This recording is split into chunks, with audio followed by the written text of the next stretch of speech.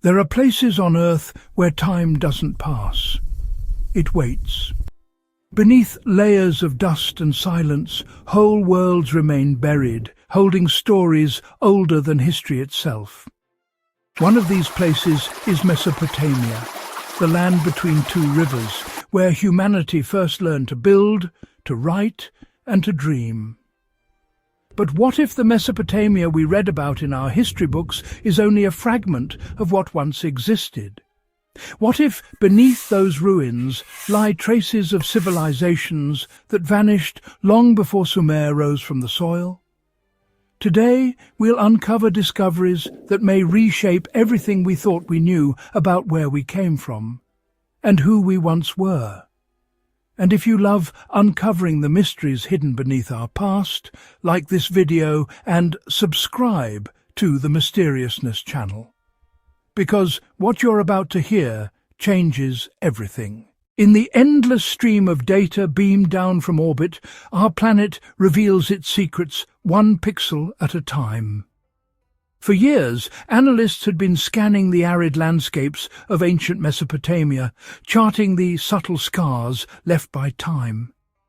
It was routine work until one analyst flagged an image that defied all explanation. It began with a photograph from space, what at first appeared to be an ordinary satellite image of the Iraqi plains. But as they enhanced the spectral data, scientists noticed something that seemed utterly impossible. Faint yet undeniably perfect geometric lines, a ghostly blueprint hidden deep beneath the sun-scorched riverbeds of the Tigris. Nature does not draw in straight lines and right angles. This was the work of a guiding hand, an intelligence lost to the ages. An emergency excavation was scrambled. As teams carefully peeled back the layers of earth, the true scale of the anomaly began to emerge. When archaeologists finally broke through to the structure itself, they discovered the remains of a massive ziggurat, a monument far older than any previously found in the region. But it was not made of familiar mud brick.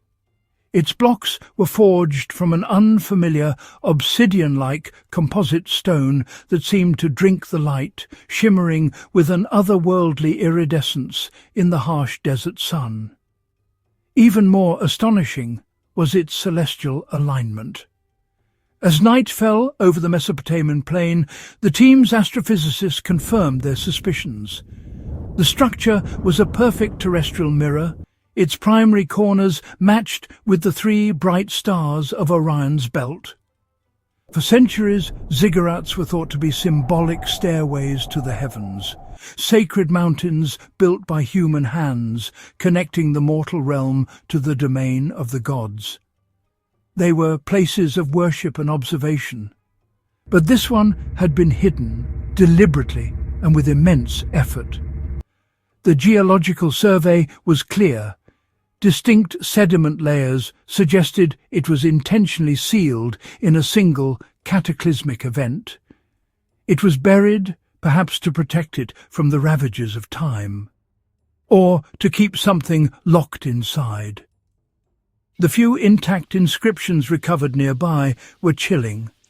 They spoke not of kings or gods, but of a temple of the watchers, and warned of a celestial doorway that must remain closed until the stars themselves returned to their rightful place in the heavens. Who were these watchers? And what great cosmic cycle were they waiting for? Who built this impossible structure with such precision, only to then bury it with such finality?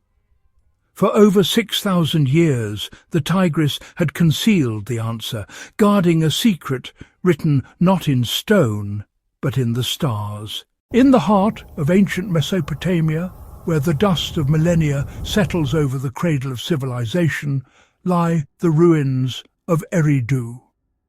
Sumerian tradition holds this as the first city on earth, the place where kingship descended from heaven.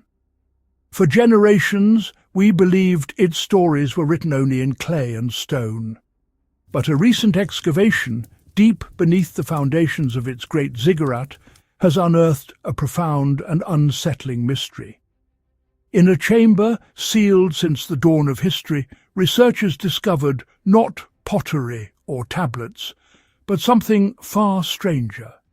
A library of thin copper plates, each one engraved with impossibly intricate markings. The world's leading epigraphers were summoned, but they were left baffled. The symbols weren't Sumerian, they weren't Akkadian. They bore no resemblance to any known ancient script, terrestrial or otherwise. It was a language lost not just to time, but seemingly to history itself. The anomalies only deepened.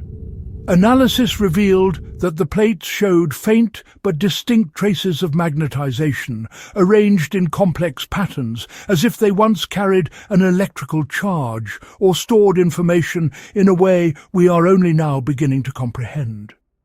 And the craftsmanship itself was a paradox. The engravings were executed with a precision that modern tools would struggle to replicate. How could such sophisticated metallurgy exist 5,000 years before the accepted timeline of advanced metalworking? The discovery has fractured the academic world. Some scholars cautiously suggest they were elaborate ceremonial objects, their meaning purely symbolic. But others whisper a more radical theory, that these plates are the remnants of a forgotten technology. A silent metallic archive from a culture so advanced it was utterly erased by the Great Flood or some other unrecorded cataclysm. One plate in particular captures the imagination and haunts the debate. It depicts a lone figure standing before a great pyramid of pure light, hands outstretched not in prayer, but as if in communion. Is this a myth? A ritual? Or is it a literal record of something our distant ancestors witnessed? A technology? A visitor? A truth that will forever alter our understanding of who we are and where we come from? The copper library of Eridu remains silent, its secrets locked away, waiting for a key we have yet to forge. Beneath the sands, near the ancient city of Ur, archaeologists uncovered a sealed burial chamber.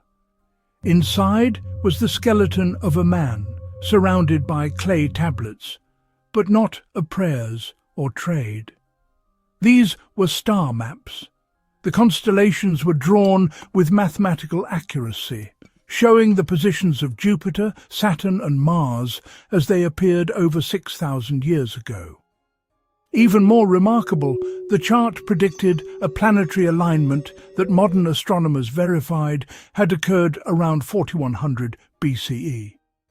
Whoever this man was, he understood the sky in ways science only rediscovered millennia later. Some believe he was a priest. Others say he was a scientist before science had a name. But one thing is certain. He looked at the stars and saw a story written across eternity. And now, so do we. Deep beneath the shifting sands of modern-day Iraq, nestled within the sprawling labyrinthine ruins of ancient Babylon, a routine excavation unearthed an anomaly. It was a passage, not on any known map, deliberately and completely sealed with black, hardened bitumen. An entrance meant never to be opened. The air was thick with anticipation and the fine dust of millennia. For weeks, international teams worked with painstaking precision, their modern tools a stark contrast to the ancient seal they fought to breach. When the final section gave way, it wasn't a treasure of gold that greeted them, but a scene frozen in time, a chamber untouched since the fall of the empire. The air inside was still and heavy. On the walls, towering reliefs depicted beings with wings of metal, not feather, and halos that seemed more like intricate machinery. They stood guard over a central altar, a block of obsidian covered in a fine black dust and scorched clay, as if from an intense, sudden heat. These were not the idealized serene gods of established mythology. Their faces, etched with an unnerving realism, held expressions not of divine serenity, but of immense worldly authority. They looked powerful, engineered, but not divine. The inscriptions weren't prayers or hymns. They were records, stark and factual. They called these beings the Anunnaki, a name that echoes through Sumerian lore, meaning those who from heaven to earth came. But it was a single, fragmented piece of clay, tucked away in a shadowed corner, that held the most startling message. A chilling, first-hand account. They ascended when the sky burned, and the earth trembled beneath their light. Was this poetic myth? A distorted memory of a natural catastrophe? Or was it something else entirely, a literal, terrifying record of a departure? A record of something far more real than we are prepared to accept? The questions hang in the air, as silent and heavy as the dust in that sealed room. To this day, the chamber remains a classified archaeological site, sealed to the public and to independent researchers. And the objects found inside, the tablets, the star charts, the samples from the altar, were quietly removed from the site. They have never been displayed. Their analysis never published. When sound engineers joined an archaeological study at Nineveh, they weren't expecting anything unusual. But as they tested the site's acoustics, they discovered something truly remarkable. Certain chambers responded to frequencies with perfect resonance. At specific tones, dust and sand on the floor began to ripple and lift. The walls themselves vibrated as if alive. Ancient builders had carved these halls with such precision that they amplified certain frequencies naturally. Frequencies that modern science now uses for levitation experiments. Could this have been intentional? Did the priests of Nineveh understand sound as a form of power, a force that could shape matter or even consciousness? Some call it coincidence. Others believe these chambers were the first machines ever built, not of gears and metal, but of stone, harmony, and profound intention. Across Mesopotamia, the evidence is mounting.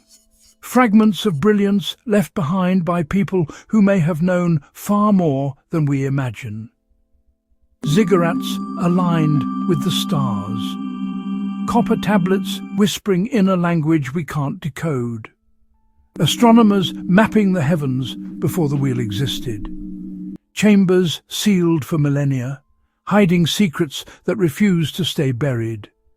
Maybe civilization didn't begin in Mesopotamia. Maybe it restarted there, after something older was lost. Every discovery brings us closer to remembering who we were before history began, and perhaps who we are destined to become again. If these discoveries opened your mind, share this video with those who seek the truth, and don't forget to subscribe to the Mysteriousness Channel, where the past is never truly silent, and the sands of time still whisper the stories of our forgotten beginnings.